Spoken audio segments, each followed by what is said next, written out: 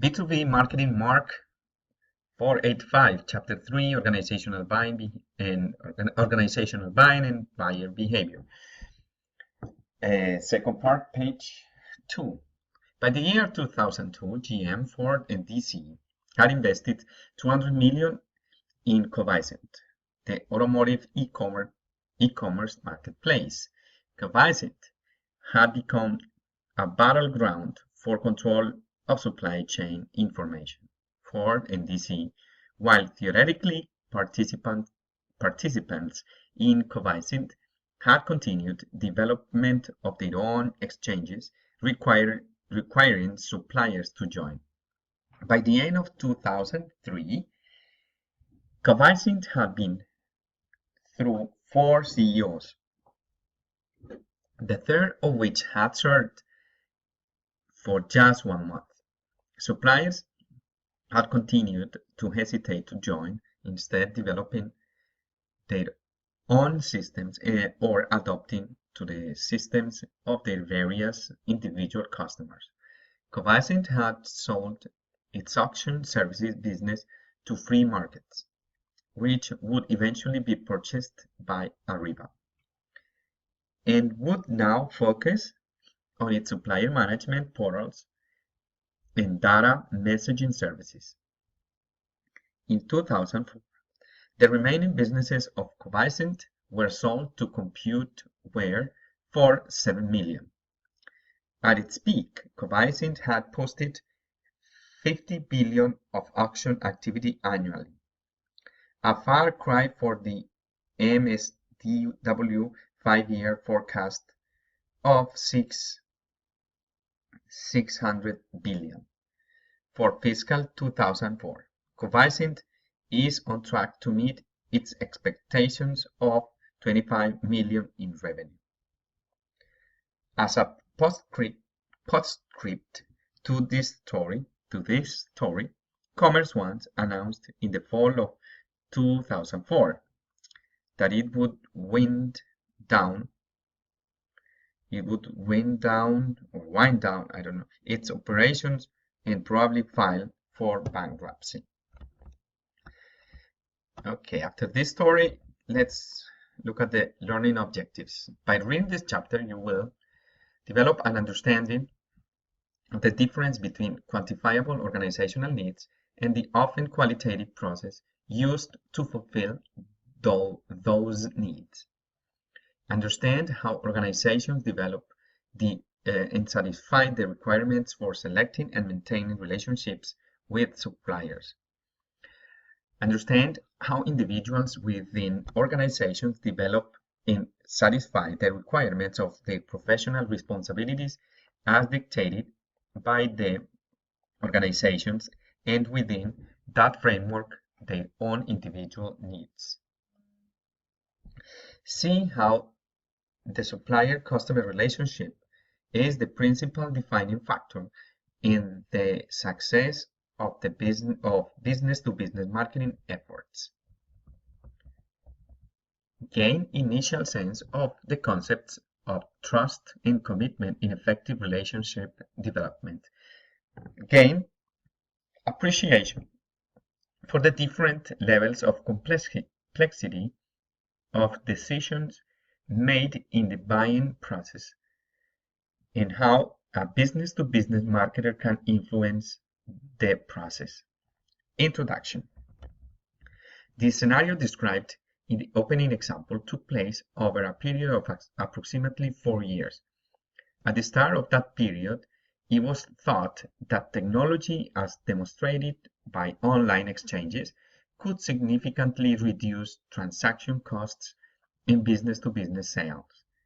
In the development of Covisint, there was also the goal of standardizing the specifications of routinely purchased components and materials, thus reducing costs.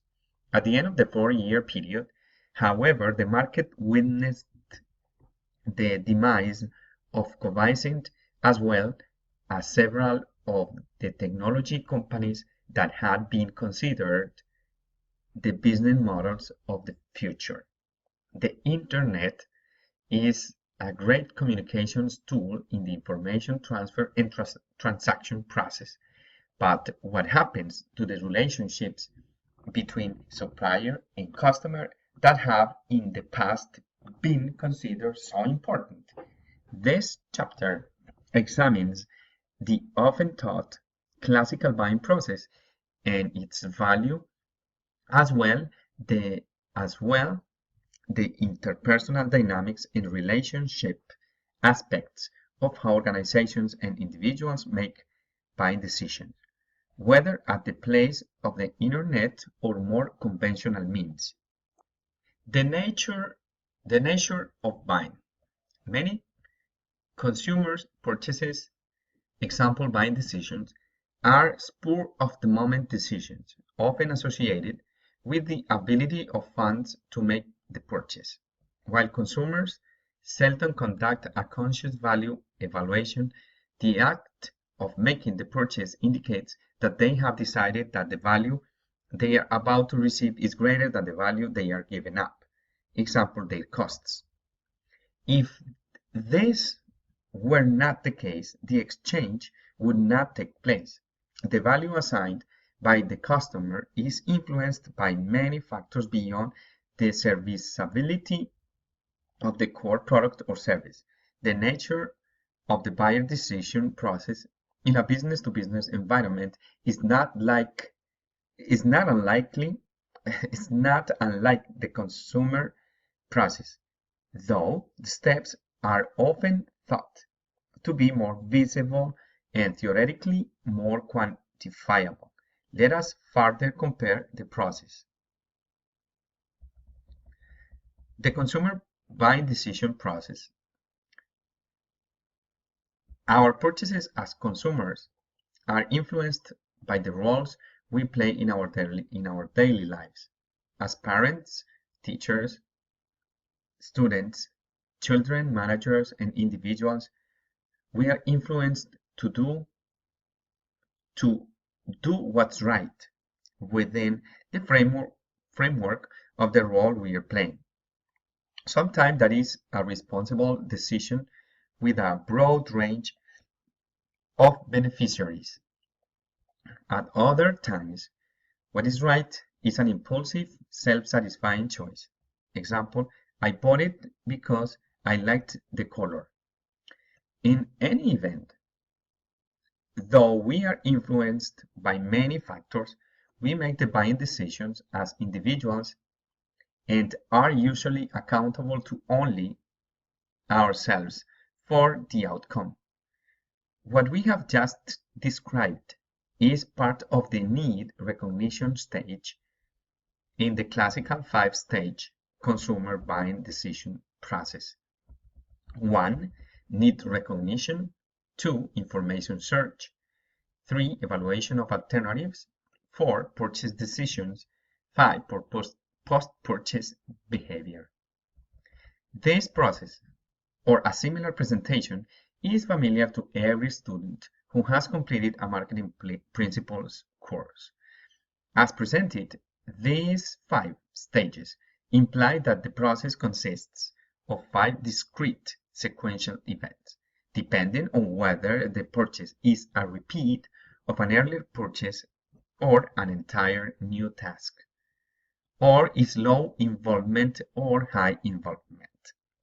Some parts of the process may be de-emphasized or extended. As consumers, our experience tells us that this process is more of a simultaneous process rather than a sequential process. Consumer beliefs about legitimacy of information sources, brand reputations, and the influences of others combine into a final purchase decision by the individual consumer or family group. Afterward, the consumer evaluates the purchase relative to either individual or family expectations. Organizational buying. How do organizations buy compared to how we, as consumers, buy in the retail market? The initial response from An inexperienced observer might be that organizations purchase whatever is cheapest. That is, that organizations must make the most rational, lowest cost, most profitable decision, while the ultimate profitability of the buying organization or minimized cost for the non-profit organization plays a major role. Price is only a part of the delivered value. Organizational purchases involved organizational purchases involve inputs from many of the professional specialties in the organization. The organization relies on decision makers and influencers at many levels and from different disciplines to contribute their expertise to satisfy a diverse set of needs. The inputs from these stakeholders aim to ensure that the best possible buying decisions are made for the organization.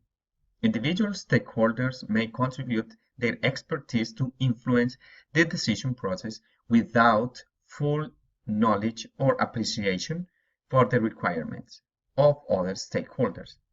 Seldom is any one individual entirely responsible for an organizational purchase decision.